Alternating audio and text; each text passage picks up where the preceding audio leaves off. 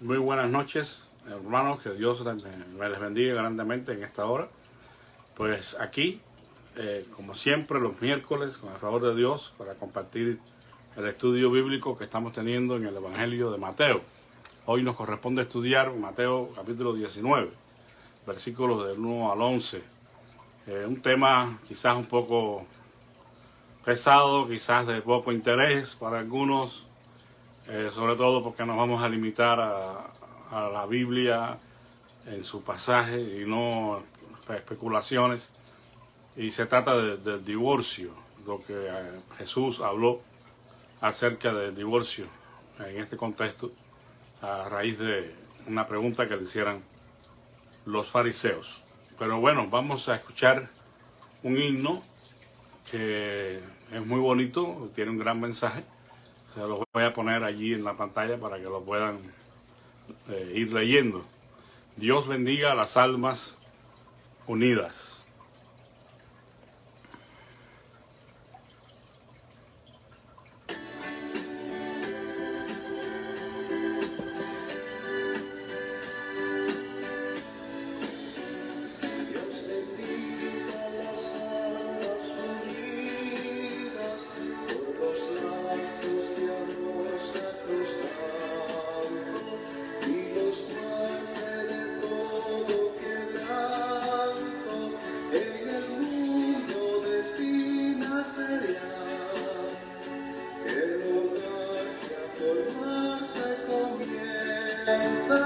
Por la unión de estos dos corazones, goce siempre de mil bendiciones, al amparo del Dios de Israel.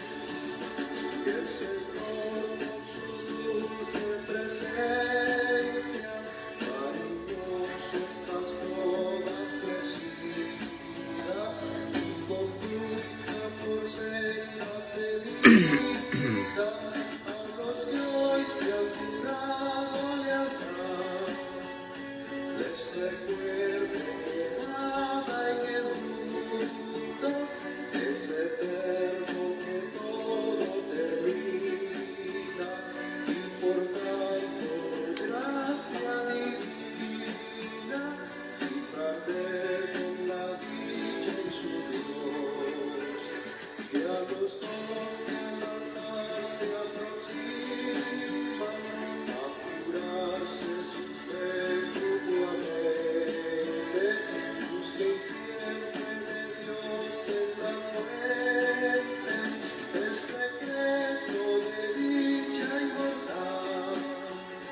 Y si acaso de duelo y tristeza se empañasen sus celos un día, en Jesús hallarán luz de guía, y otra senda les cueste mejor.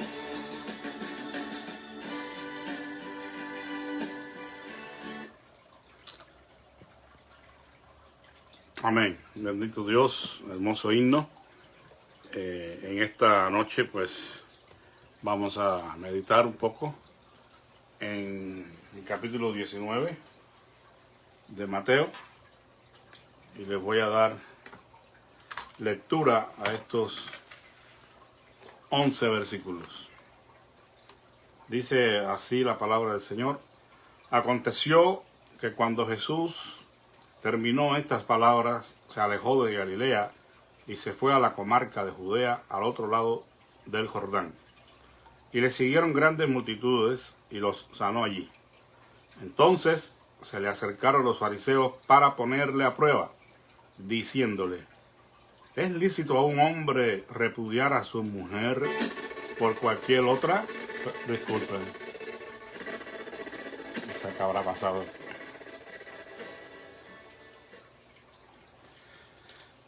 Por cualquier otra. Él respondiendo les dijo: Dios bendiga las almas unidas. Ay, hermano, disculpen. Problemas de cuando uno está transmitiendo en vivo. Vamos a leer desde el versículo 3. Entonces se le acercaron los fariseos para ponerle a prueba diciéndole: ¿es lícito a un hombre repudiar a su mujer por cualquier otra? Él respondiendo les dijo: ¿no habéis leído que el que los creó desde el principio los hizo varón y hembra? Y dijo: por eso el hombre dejará a su padre y a su madre y se unirá a su mujer, y los dos vendrán a ser una sola carne.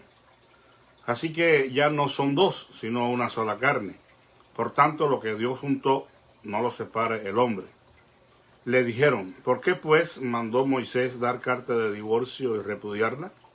Él les dijo: por la dureza de vuestro corazón. Moisés os permitió repudiar a vuestras mujeres, pero no fue así desde el principio. Y yo os digo que cualquiera que repudie a su mujer, salvo por causa de fornicación, y se casa con otra, comete adulterio. Y el que se casa con la repudiada, comete adulterio. Le dijeron sus discípulos: si así es la condición del hombre con su mujer, no conviene casarse. Entonces él les dijo: no todos son capaces de comprender esta doctrina, sino aquellos a quienes ha sido dado. Pues hay eunucos que nacieron así del vientre de su madre, y hay eunucos que fueron hechos eunucos por los hombres, y hay eunucos que se hicieron eunucos a sí mismos por causa del reino de los cielos. El que sea capaz de aceptar esto, que lo acepte. Esta es la palabra de Dios en esta noche. Pues tenemos que comenzar anotando aquí que estamos en una de las escenas muy comunes en los evangelios, donde los fariseos, este grupo de religiosos del tiempo de Jesús, se acercan a Jesús para hacerle una pregunta maliciosa, una pregunta que tiene la intención de poner a prueba a Jesús. Por eso, cuando se usa aquí en el versículo 19, 3, para ponerle a prueba, lo que indica es que tenían una mala intención, una maléfica intención. No había nada bueno en esto de hacer esta pregunta al Señor Jesucristo. Querían, como decimos en buen cubano, agarrarlo de atrás para adelante, ¿verdad? Hacerlo en encerrón allí, y en base al partido que tomara Jesús en la respuesta, pues también tener argumentos para atacarle y cosas así. Eso es lo que estaban buscando los fariseos con esta pregunta maliciosa. De hecho, ellos habían estado discutiendo si el divorcio era permitido según la ley, aunque muy específicamente lo que ellos estaban hablando era en cuanto al significado de una frase que aparece en Deuteronomio 24:1, donde dice cosa indecente. Es decir, que lo que más bien tenían en mente estos religiosos era el significado de esta frase. Se las voy a leer en la Biblia para que estemos más claros de lo que estamos diciendo. El pasaje en cuestión es Deuteronomio 24:1, donde dice: cuando alguno tome mujer y se case con ella, si después no le agrada por haber hallado en ella alguna cosa vergonzosa o cosa indecente, le escribirá carta de divorcio y se la entregará en su mano y la despedirá de su casa. O sea que este versículo, específicamente esta frase de cosa indecente, es lo que estaba en cuestión entre los fariseos. Ellos querían saber específicamente a qué se refería esta frase de cosa indecente, que el marido podía encontrar en la mujer y por causa de esto darle la carta de divorcio. No es que no estuvieran enterados de esto, definitivamente, conocían la ley, eran estudiosos, pero querían poner a prueba a nuestro Señor Jesucristo. En este pasaje de Deuteronomio 24 no se especifica la naturaleza del problema, es decir, que no se da detalle alguno acerca de la causa indecente, la cosa indecente que el marido pudiera encontrar en la mujer. Pero definitivamente fue un hecho que en su contexto era entendida perfectamente. Es decir, que los que estaban recibiendo este mandamiento desde la ley sabían, de acuerdo a la misma ley, a qué se refería cuando era una cosa indecente. Pero bueno, aquí no se dan detalles. Por ejemplo, según la opinión de muchos, podría ser un problema físico en la mujer, como la incapacidad de concebir. Si veía que su mujer no podía tener hijos, entonces el marido le podía extender una carta de divorcio. Que bueno, definitivamente esto no es un problema indecente. Pero bueno, es una de las opiniones que tienen algunos. Algo relacionado con lo indecente, pues definitivamente tiene que ser algo moralmente cuestionable, contrario a la ley de Dios.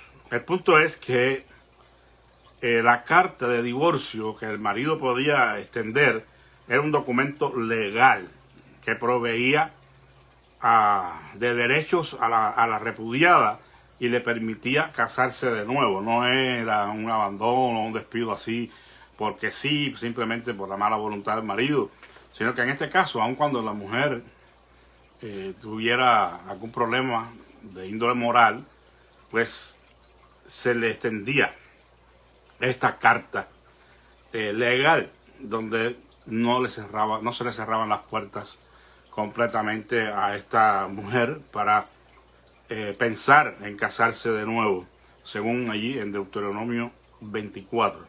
Ahora, el contexto en que Jesús está hablando con estos fariseos es diferente a Deuteronomio 24. La ley es la misma, pero el contexto es diferente y siempre hay situaciones un poco diferentes en este asunto. Como ya hemos dicho, Jesús ministró durante el periodo del judaísmo del Segundo Templo.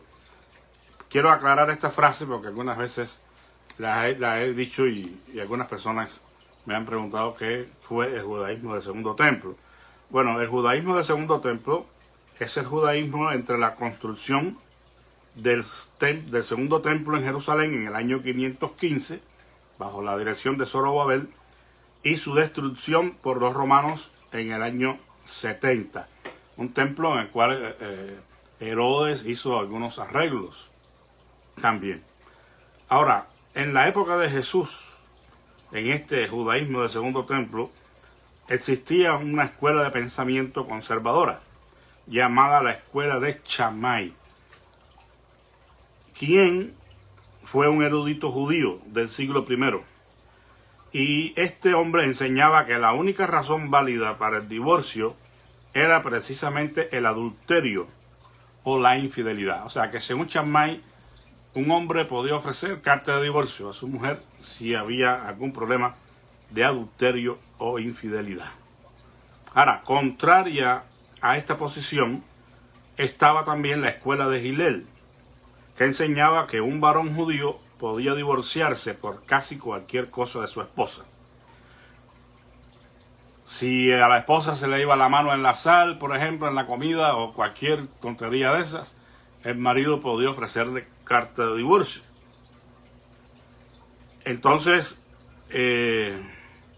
aquí los fariseos, queriendo saber si Jesús apoyaba una u otra postura, le hicieron la pregunta si ella era permitido divorciarse por cualquier motivo y la razón por la que Moisés autorizó el divorcio. Estas son las preguntas que hicieron los fariseos y ellos conocían de estos dos jueces, estos dos eruditos judíos, de Shammai y de Hillel, y sus diferentes posiciones. Entonces, bueno, de dependencia de la respuesta de Jesús, si Jesús tomaba partido por uno de los dos, entonces podía establecerse otra controversia y seguir el asunto y poder agarrar a Jesús en alguna falta, ¿no? En algún desconocimiento, no sé. No era buena la intención. Definitivamente, si pudiéramos ubicar a la enseñanza de Jesús en algunos de los dos lados, sería en la posición de Shammai, ¿verdad? Pero vamos a ver por la respuesta que Jesús da, que él no se inclinó ni se puso en ninguno de los dos extremos. Más bien responde con esa sabiduría, ¿verdad?, que del cielo que tenía como hijo de Dios y pone los puntos de lo que realmente Dios espera de una unión marital. En los versículos 8 y 9 encontramos la respuesta de Jesús. Él les dijo: por la dureza de vuestro corazón os permitió repudiar a vuestras mujeres, mas al principio no fue así. Y yo os digo que cualquiera que repudia a su mujer, salvo por causa de fornicación, y se casa con otra, adultera. Y el que se casa con la repudiada, adultera. Bueno, según esta respuesta del Señor, lo primero que notamos es que Él aclara que nunca Dios estuvo de acuerdo con los planes del divorcio. Es decir, que en la agenda de Dios desde un principio no estuvo contemplado para nada la posibilidad de que el hombre abandonara a su mujer, en este caso, porque es el hombre el que extendía la carta de divorcio, ¿no? O sea, nunca estuvo en los planes ni en la voluntad de Dios el asunto del divorcio, pero que a causa de la dureza de los corazones, a la terquedad del hombre, a su naturaleza pecaminosa, Dios permitió a Moisés regular bajo su guianza y dirección el divorcio en ciertas circunstancias, especialmente para protección de las mujeres. Y digo esto bajo su guianza, bajo su dirección, porque algunas personas tienden a hablar un poco despectivamente acerca de la ley, atribuyéndola a Moisés, ¿verdad? Y no, pues Moisés, no, la ley es de Dios, no de Moisés. Y si por la dureza del corazón, la terquedad del hombre, su inclinación pecaminosa, Dios permitió el divorcio, entonces es algo que ha estado guiado por Dios, muy a pesar de su deseo, muy a pesar de su ideal para el matrimonio, pero sí se contempló dentro de las estipulaciones de la ley, bajo la dirección de Dios. No es que Moisés actuó por la libre, ¿verdad? Sino que sí, efectivamente, fue hecho a causa de la terquedad del hombre, de estar queriendo hacer lo que quiere y no lo que Dios quiere, ¿no? Esa dureza de corazón en el hombre. Y Dios permitió entonces que se hicieran estas regulaciones y sobre todo, como dice aquí, protegiendo a las mujeres, porque era uno de los elementos más, vamos a decir, no quiero usar la palabra marginados, porque en definitiva en el contexto hebreo era bastante diferente al contexto pagano, pero la mujer siempre fue uno de los elementos marginados en estas sociedades, junto a los niños y a los extranjeros. Y en este caso, pues, en estas leyes, estas cláusulas están destinadas a la protección de las mujeres. O sea, que no iban a quedar en una posición de desamparo, de algo que pudiera troncharles a ellas el futuro. No, las leyes se estipularon con el propósito también de proteger a las mujeres. Ahora, según Mateo 19:9, la única razón por la que Jesús tolera el divorcio es por causa de fornicación. Que lo dice claramente el versículo, ¿no?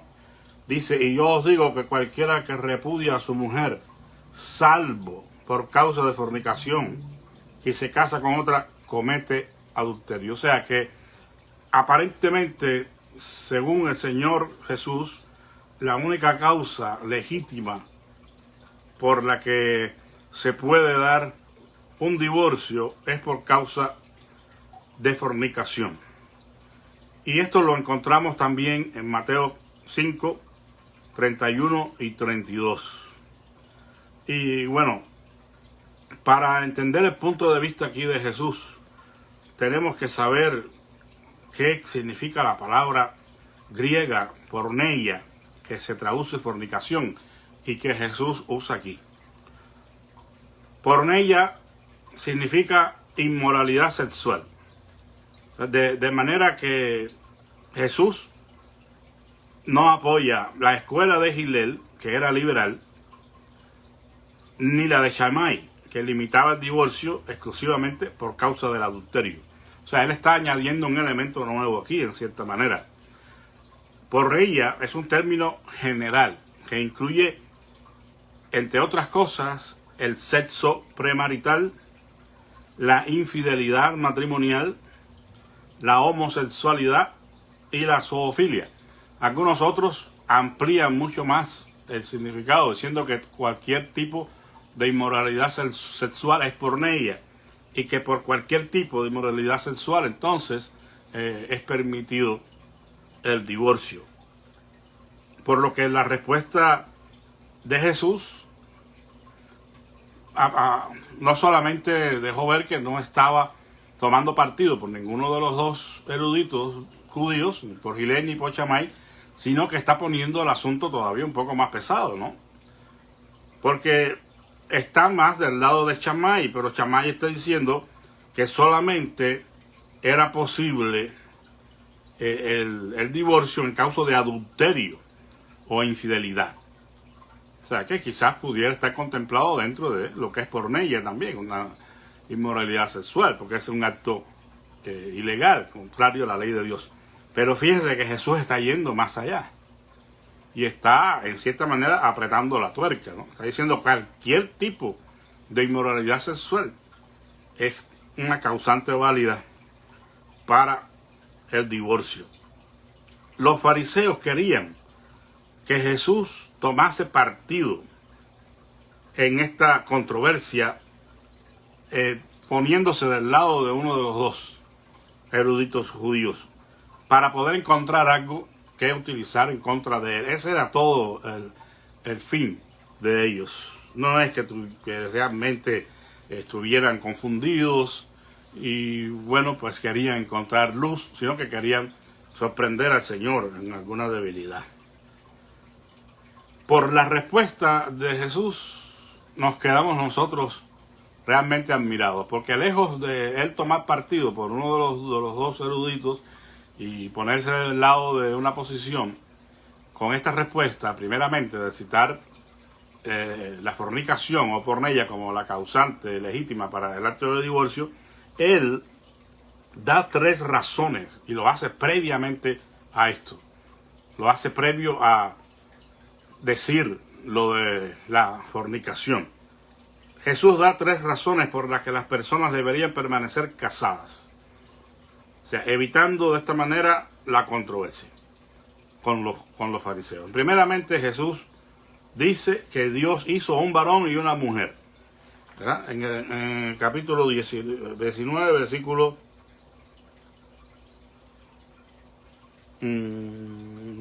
4, él respondiendo le dijo: ¿no habéis leído que él los creó desde el principio, los hizo? Dice, varón y hembra. O sea que el Señor puntualiza allí que en el principio de la creación Dios hizo un varón y una mujer. O sea que si hubiera sido la intención del Señor de que Adán tuviera más de una mujer, hubiera creado 1, 2 o 3 mujeres, ¿verdad? De una vez. Y dijo, mira, Adán, pues aquí tienes a tus esposas, ¿verdad? Le hubiera dado un harén desde un principio. O lo mismo es válido para Eva, le hubiera dado a Eva 2 o 3 varones, pero él creó un par, ¿verdad?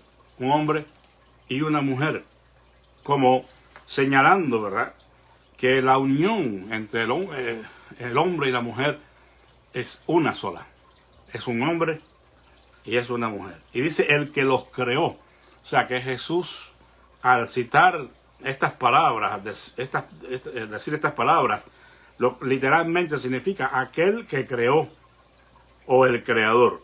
O sea, la idea aquí es que es el creador y es el Señor quien determina qué es lo ideal en el matrimonio.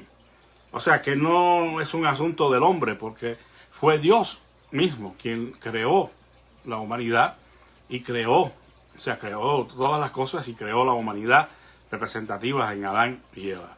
Y él fue el que diseñó este estado del matrimonio, la unión entre un hombre y una mujer. Y el que los creó entonces debe tener la autoridad para definir en qué términos debe darse la unión, bajo qué condiciones, porque él fue quien nos hizo.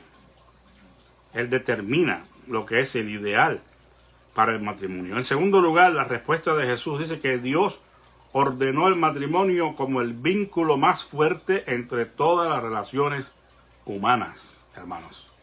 Esto es importantísimo que se entienda, porque hay muchos hogares, por ejemplo, muchos matrimonios que no gozan de la estabilidad que debieran gozar, porque el orden de Dios no lo tienen de acuerdo a como Dios lo ha ordenado. A veces, por ejemplo, hay madres, sobre todo esto es un asunto más de la mujer que del hombre, aunque no podemos generalizar, pero hay esposas que son o están dispuestas a ser más madres que esposas, en el sentido de que creen que la relación que tienen, que más fuerte que hay es la de, o el lazo más fuerte que hay es la de la madre con sus hijos, y por eso es que ponen a sus hijos primero que a sus esposos, y eso es un error grande, porque el Señor está diciendo que la relación humana más unida que debe haber, con un vínculo más fuerte, es la del esposo y la esposa, no la de la madre y los hijos, o el padre y los hijos. Y eso deberían tomarlo en serio y aprender qué significan estas cosas, para que usted pueda poner en orden su vida matrimonial y su vida familiar. El hombre dejará, dice, a sus padres y se unirá a su mujer y serán una sola carne. O sea que el Señor está dando una demostración de que esta es la unión humana más fuerte, cuando dice que el hombre debe dejar a sus padres y unirse a su mujer y ser una sola carne. Ahora, el lenguaje que Jesús usa aquí es un lenguaje fuerte, y nosotros no lo podemos apreciar quizás en el idioma castellano, a que ha sido traducida nuestras Biblias. Pero cuando dice dejar, es una palabra fuerte que significa abandonar. Evidentemente que no significa desatenderse completamente de los padres, ¿no? Eso no sería bíblico tampoco, ¿no? No, ahora me casé, pues ya no tengo que ocuparme más de mis padres, ni velar por ellos, ni cuidarlos. Pero lo que sí significa es que tiene que haber un corte del cordón umbilical. No sé si se dirá así, pero ese cordón con el cual nacemos y que se corta. Pero a veces el corte solamente es físico, porque seguimos unidos a nuestros padres, a nuestra madre, de una manera enfermiza, al punto que no podemos tener, pues, la decisión, ¿verdad?, de madurez ya en un estado de adulto, tomar decisiones y formar nuestra propia familia y tener autonomía y ponernos al servicio de Dios con esta nueva familia que estoy formando al unirme a mi mujer. Ahora dice, serán una sola carne, dejando a sus padres, dice, y uniéndose. La palabra significa estar pegado. Es decir, que esa separación, ese abandono de los padres que hace el hombre para unirse a su mujer, significa estar pegado a ella, en este caso. Es una unión fuerte, es una unión donde estamos pegados a la esposa. Y dice que los dos se vuelven una sola carne. Por lo que el elemento básico en un matrimonio es la idea del contrato o pacto, que definitivamente es pesado a los ojos de Dios, por lo que una unión matrimonial es un pacto que se hace entre uno y otro, pero ante los ojos de Dios, en cierta manera es un pacto con Dios. Los dos, cuando dice la Biblia aquí que se vuelven una sola carne, es algo que debemos contemplar muy bien. Dicho sea de paso, la intimidad física forma parte de este pacto matrimonial. O sea que no debemos bajo ningún concepto desestimar el acto sexual, ¿verdad? Porque algunos dicen, bueno, es que ya si nos casamos, somos una sola carne, estamos en una misma dirección, pero el deseo sexual, pues como que ya no es el mismo. Bueno, estamos de acuerdo. en que el deseo sexual no puede ser el mismo que cuando se casaron, quizás a los 20 años. Ahora que tienen 50, 60, evidentemente no es la misma fuerza, el mismo vigor, pero sí tiene que existir dentro de este pacto del matrimonio el contacto físico. No debemos abandonar esto, no debemos descuidarlo y tenemos que buscarlo y darle atención a esta área también de nuestra relación matrimonial. Es interesante aquí que la palabra usada para decir que el hombre y la mujer al casarse son una sola carne, esta es la misma palabra que se usa para expresar la unidad entre el Padre y el Hijo. Es la palabra hebrea ehab, que significa uno o unidad. Cuando dice el Padre y yo uno somos, eso es lo que está diciendo. Esta palabra expresa la unidad en un sentido muy especial, cuando indica que ser uno significa ser uno en un mismo propósito o intención.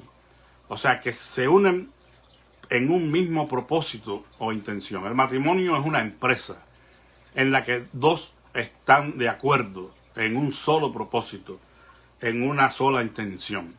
Y es cumplir con el plan de Dios, evidentemente, que contempla la procreación. O sea, por lo que un matrimonio, si se unen y están indefinidamente evitando la procreación, están faltando a Dios. Algunos se creen los dueños de sus cuerpos y determinar si tienen hijos o no y cuándo lo van a tener. Y eso yo creo que es un camino peligroso. El tener hijos es una parte esencial de este pacto con Dios, porque los hijos son herencia del Señor. Y bueno, eso es un tema aparte, bien complicado, lo que es la planificación familiar, y no nos vamos a meter ahí. Pero hay que tener cuidado y no evitar la familia que Dios quiere definitivamente que nosotros tengamos. Una sola carne, un solo sentir, un solo propósito, una sola intención. Es decir, que es vamos a decir, ya dije, una empresa, si queremos usar esos términos más modernos para poder entender, ¿no? Es un negocio en el cual estamos todos los dos envueltos y con una misma dirección. No podemos concebir la idea en un matrimonio de que uno diga por aquí y el otro por allá. Por eso es que dice que hay una sola cabeza en el matrimonio y esa es la del hombre, la del varón. No porque nosotros, no, es Dios quien ha dicho esto. Y claro, evidentemente esa cabeza de la familia, de la mujer en este caso que es el varón, tiene que estar sujetos a la cabeza de él que es Cristo. Tiene que haber armonía en todo esto, porque yo no puedo ser cabeza de mi mujer si Cristo no es mi cabeza. Va a ser un desorden eso, una locura, ¿no? Eso no anula para nada de que las personas que no conocen a Dios, el hombre no sea la cabeza. Lo es, pero no está en conocimiento de cómo dirigir su casa en la voluntad de Dios. Y bueno, pues lógicamente, al estar separado del orden de Dios, del conocimiento de la palabra de Dios, para ejercer su posición de autoridad, pues todo puede resultar en un desastre. No estamos diciendo que eso siempre ocurra, ¿no? Hay personas que permanecen unidos durante años y han llevado un matrimonio, pues, feliz y han cumplido con su propósito. No podemos generalizar. Pero es interesante que es la misma palabra que se usa para ilustrar la unión que hay entre el Padre y el Hijo. Y nosotros estamos unidos a nuestras esposas, en este caso los varones, en la misma manera. Esto es algo que, debemos contemplar muy seriamente, amados hermanos. En el versículo 8, Jesús señala que Moisés nunca ordenó el divorcio, sino que solo lo permitió.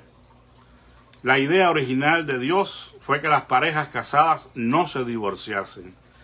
En el versículo 9 dice que se usa aquí una frase, dice que la mujer, aquí la palabra mujer, cuando dice, y yo os digo que cualquiera que repudia a su mujer, Aquí requiere atención especial el término mujer para poder tener una mejor comprensión e interpretación del versículo.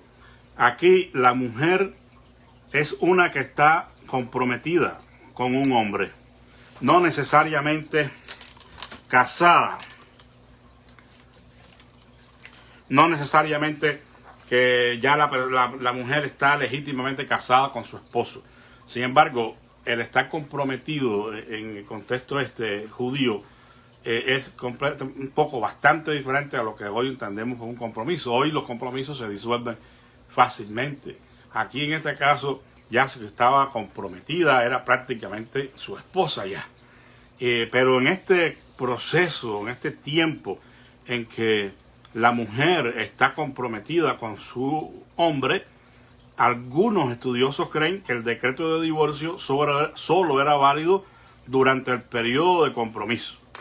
O sea, que si durante este tiempo en que el hombre y la mujer, el novio y la novia están comprometidos, que en su contexto prácticamente estaban casados, el matrimonio era dado como un hecho, si el hombre encontraba alguna cosa indecente, alguna causa poderosa ante la ley de Dios para repudiar a su mujer, lo podía hacer. Bueno, el caso de José y María es muy elocuente en este sentido. Recuerden que José quiso abandonar a su mujer, a María, su prometida, que ya era considerada su esposa prácticamente. La quiso abandonar, la quiso dejar en secreto por causa de lo que había sabido él, de que María había sido hallada embarazada y él no sabía, ¿verdad?, de dónde procedía esto. Y bueno, para dejar las cosas por bien, no formar escándalo y todo eso, pues José pensó en dejar a María, romper el vínculo matrimonial. Bueno, él conoce la historia, ¿no? El ángel vino y explicó todo a José, le dijo: no abandones a tu mujer. Pero ese es el caso típico, de que alguna cosa pudiera pasar y entonces el hombre podía extender o romper el compromiso. Eso piensan algunos eruditos bíblicos. Ahora, el caso es completamente diferente al caso de Deuteronomio 24, que ya citamos, porque en Deuteronomio 24 se indica que el hombre y la mujer es una pareja que vive bajo el mismo techo, indicando un matrimonio real. Pero también, como ya vimos, había posibilidad del divorcio bajo ciertas condiciones, y la mujer repudiada también tenía estipulaciones en la ley que la favorecían para ella poder volver a casarse, solamente que se hacen algunos señalamientos, ¿no? Muy específicos. Ahora, aquí en este versículo Jesús repite nuevamente la palabra fornicación, y como ya lo hemos indicado, puede referirse a cualquier tipo de inmoralidad sexual, como el sexo premarital, el sexo fuera del matrimonio, la prostitución, la homosexualidad e incluso la zoofilia, o tener relaciones sexuales con animales. Ahora, dice la frase aquí en el versículo 19, el que se casa con la repudiada. Primeramente tenemos que decir que esta probablemente haya sido una frase insertada en el texto, quizás por influencia de Mateo 5:32, donde también Jesús manifiesta esta misma opinión en cuanto a la ruptura del vínculo matrimonial que fuera por causa de fornicación. Cuando dice el que se casa con la repudiada, se refiere probablemente a un hombre que se casa con una mujer de la que se han divorciado por su inmoralidad. O sea, si ha sido repudiada por su inmoralidad, entonces el que se casa con ella comete adulterio. Y eso es lo que está diciendo el Señor aquí. Tan dura fue esta palabra que los discípulos en el versículo 10, miren lo que dijeron: si así es la condición del hombre con su mujer, no conviene casarse. Los discípulos se asustaron, ¿verdad? Es que es como la frase mexicana, ¿no? A su mecha, ¿no? Si eso es así, mejor nos quedamos solteritos. Así estamos mejor. Si la cosa es así, pues mejor nos quedamos como estamos. Ahora, la respuesta de Jesús nuevamente demuestra la gran sabiduría del Señor, que viene de los cielos, evidentemente. Y Él nuevamente se va por la parte esencial del asunto. Él no se pone a discutir con los discípulos de ninguna manera. Simplemente su respuesta demuestra que solo unos pocos pueden permanecer célibes. Es decir, sin casar. Dice en la versión popular, hay diferentes razones que impiden a los hombres casarse. Unos ya nacen incapacitados, o sea, unos ya nacen eunucos desde el vientre de sus madres, como dice aquí en esta versión. Ya vienen así, ya nacen así. Incapacitados para el matrimonio, porque nacen y no desarrollan el deseo sexual, o sea, son eunucos desde el vientre de sus madres. Pero dice, a otros los incapacitan los hombres, es decir, que a otros los hacen eunucos, es decir, los castran, como se hacían en estas sociedades, ¿verdad? En estos sistemas feudales, no feudales, sino monárquicos, ¿no? Donde los reyes hacían de sus sirvientes especiales para así dedicarlos a ciertas actividades, los castraban y eso lo imposibilitaba tener familias y complicarse en la vida. Y otros, dice, viven como incapacitados, es decir, sin casarse, por causa del reino de los cielos. Este caso es el que quizás más nos interesa, porque hay mucha controversia con relación a esto, ¿no? El Señor dice que unos viven así, sin casarse, renunciando, digamos, a sus deseos sexuales y al matrimonio, por causa del reino de los cielos, por causa del servicio a Dios. Bueno, estos son los que han recibido, desde mi punto de vista, ¿verdad?, el don del celibato, para servir de una manera más entregada en la obra del Señor. Es decir, yo no estoy negando de que existan este tipo de personas que por voluntad propia renuncian al matrimonio, renuncian a todo lo relacionado con los deseos sexuales para servir íntegramente al Señor, totalmente, con mayor compromiso, sin ningún tipo de amarre, sin ningún tipo de cosas que le impidan a desarrollar la obra del Señor. No digo que no existan, pero realmente yo pienso que debe ser algo otorgado divinamente, no que yo piense de que Dios me ha llamado a tal cosa y entonces yo debo renunciar al matrimonio y a los deseos sexuales. En los consejos que Pablo da a los corintios, en primera de Corintios 7, cuando hay algunas preguntas allí relativas al matrimonio, el apóstol señala que estaría bien si todos los hombres fueran célibes como lo era él. Dijo, ojalá todos ustedes fueran como yo, ¿verdad? Porque él era célibe, Pablo no tenía mujer, y aparentemente pues tenía este don de continencia, ¿no? Y él dice, bueno, ojalá fueran como yo.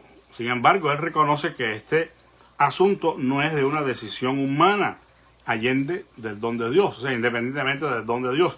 Nadie puede tomar una decisión humana basada en sus propios criterios, en sus propios deseos o en sus propios pensamientos. Debe ser de acuerdo al llamamiento de Dios, a los dones que Dios imparte. Y en este caso, pues creo que Dios, juntamente con el llamado, convence a la persona de que tiene este don de la continencia, o sea, de no casarse, de no tener familias que les puedan representar un tropiezo en el servicio al Señor.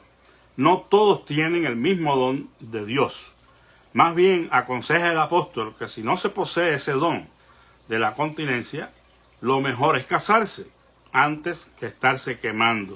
Eso lo podemos encontrar en el primera de Corintios 7, a partir del verso 1, específicamente los versículos de 6 al 9. Ahora, aquí hay algo que yo no voy a entrar a discutir, pero tengo que mencionarlo porque es importante. Algunos creen que Jesús invita a abstenerse del matrimonio a los que se consagran exclusivamente al reino. Y nos refieren a precisamente este pasaje de 1 Corintios 7, del 1 al 32, donde encontramos estas palabras del apóstol Pablo que ya citamos, y estas personas tratan de demostrar aquí la doctrina o la enseñanza del celibato clerical. O sea, que es algo que no voy a entrar a considerar, porque no considero que sea tan importante y no quiero herir sensibilidades. Pero yo digo, si en el dicho caso de que podamos encontrar respaldo para esta vocación sacerdotal en algunas personas que así la profesen, hay que asegurarse de que sí se tiene este don de la continencia. Porque de no ser así, entonces es que se dan los fenómenos que se dan, los abusos que se dan. Porque profesan algo que no tienen y a la vez se aferran a desarrollar un ministerio sacerdotal en el contexto de X iglesia y terminan cometiendo actos inmorales, de violaciones y cosas así. Todos conocemos eso y eso es vergonzoso. Por eso es que, bueno, no negamos la existencia del don, pero llamamos a conciencia a los que quieren involucrarse de esta manera en el servicio al Señor, estar seguros de que carecen de esta vocación del matrimonio y de los deseos sexuales.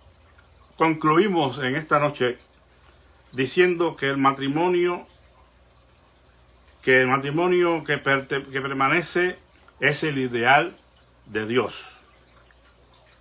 Que Dios no desea ni ve con buenos ojos el divorcio o la ruptura del pacto matrimonial, como Jesús lo expresó. Ahora, sin embargo, sostenemos que los ideales de Dios lamentablemente no son alcanzados por todos. Sostenemos que el divorcio, aunque doloroso, ofensivo y destructor, no es el fin del creyente que lo ha sufrido. Siempre existe la posibilidad de seguir caminando, aunque heridos, pero no abandonar el campo de batalla de la fe. No estamos diciendo que sea algo que podamos decir que ha sido provechoso, que ha sido bueno, pero estamos conscientes de que muchos no logramos el ideal de Dios en este sentido. Pero también entendemos que la gracia y la misericordia de Dios es grande para ayudarnos a levantarnos de esta situación. Y aunque permanecemos heridos, debemos seguir caminando con el Señor hacia la vida eterna y tratar de no cometer los mismos errores. Tenemos, hermanos, que entender la gran misericordia de Dios para no sentirnos completamente destruidos y fracasados, porque de una u otra manera todos cometemos errores y todos fracasamos en algunas empresas.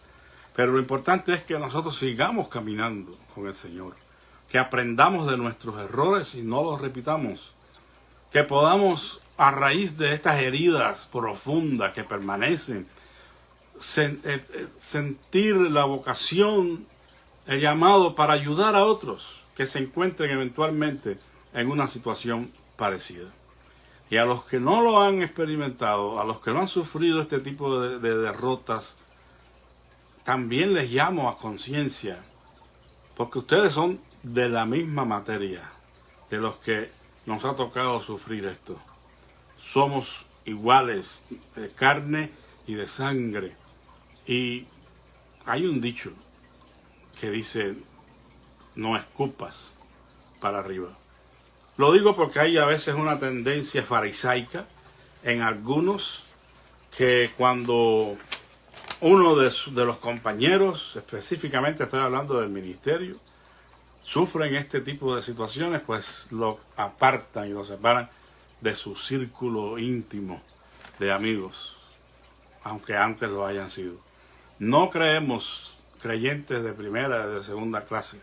Aceptemos a todos los que sufren derrotas y fracasos, pero que tienen la intención de restaurarse, evidentemente, y seamos uno en Cristo Jesús. Que Dios les ayude, y si hay alguna pareja que está atravesando por problemas, traten de arreglarlos. No tomen el divorcio como la salida más fácil. No, conversen, hablen, dialoguen sobre el asunto, busquen ayuda. No es ninguna vergüenza buscar ayuda a tiempo para salvar el matrimonio, que es el ideal del Señor. Recuerden eso. Dios está más que dispuesto para ayudarnos a permanecer en nuestra relación matrimonial y así pues guardar la salud de la familia. Que Dios me los bendiga, amados hermanos, que tengan una feliz noche y espero que podamos seguir estudiando la palabra del Señor con un espíritu redentivo, con un espíritu misericordioso, como Dios lo ha tenido con nosotros. Y si somos líderes espirituales, sepamos que estos son soldados heridos que necesitan nuestro apoyo y nuestra ayuda, siempre y cuando hayan reconocido sus pecados, están reconociendo que han fallado a Dios y que desean restaurarse. Busquen consejo y dirección. Oremos. Gracias en esta mañana, en esta noche. Te damos, Padre Santo, por permitirnos tener esta plática acerca de un tema tan controversial en todos los tiempos. Ayúdanos a entender el ideal, Señor, tuyo en cuanto a la unión matrimonial, que es que permanezca para siempre, que podamos traer honra y gloria a ti en nuestros hogares a través de esta unión, Señor, entre un hombre y una mujer, representando esa unión mística de Cristo con la iglesia. Padre, salva a las familias, únelas en el amor tuyo y que sigan luchando, unidas por mantener, Señor, su amor ardiendo y su compromiso el uno con el otro. Pero si hay alguien que está pasando por crisis matrimoniales al punto de que han llegado a pensar en el divorcio, yo te ruego que tú les llames a reflexión, que puedan, Señor, ablandar sus corazones a tu palabra, a escuchar lo que tiene que decir el uno y el otro para reconocer errores y hacer rectificación. Obra, Señor, en los corazones de mis hermanos. Acuérdate, Dios amado, de las peticiones que tenemos delante de ti en relación a nuestros hermanos que están enfermos. Suplicamos en el nombre de Jesús que tú extiendas tu mano poderosa y les levante de su condición, Señor. Oh, gracias por las sanidades que haces en medio nuestro, Padre Santo, por la mejoría de los que han estado padeciendo del COVID, Señor. Padre, gracias por la sanidad, la recuperación de Nora Rivas. Padre Santo, que habíamos estado un tanto preocupados, pero gracias a ti, tú has extendido tu mano poderosa. Así, Señor, por la intervención de nuestra hermana Esmeralda, seguimos pidiéndote, Padre, que todo sea exitoso en esta operación. Gracias por la recuperación de nuestra hermana Mariquina también, Señor, y por esta visita que ella tuvo, Señor, y el médico le dio tranquilidad en su corazón diciéndole que todo estaba bien. Ayúdale, Señor, para recuperarse satisfactoriamente. Padre, nos encomendamos en tus manos en esta noche. Te rogamos que nos guardes muy cerca de ti. En el nombre de Jesús. Amén. Gracias, amados hermanos y amigos, por escuchar. Espero que la palabra del Señor les sea de bendición y ore por mí para poder preparar estos estudios que a veces me es un poco complicado sobre todo pues en la manera de exponerlos, de manera que resulte de edificación y no de polémica. Espero que así lo esté siendo. Un abrazo a todos, que Dios me los bendiga grandemente, la paz de Cristo sea con todos. Amén.